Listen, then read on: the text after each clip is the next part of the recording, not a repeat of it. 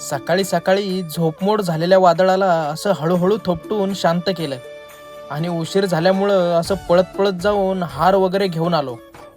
नंतर माझ्या रखुमाईनं मला असं गंध वगैरे लावला आणि छान छान देवपूजा केली.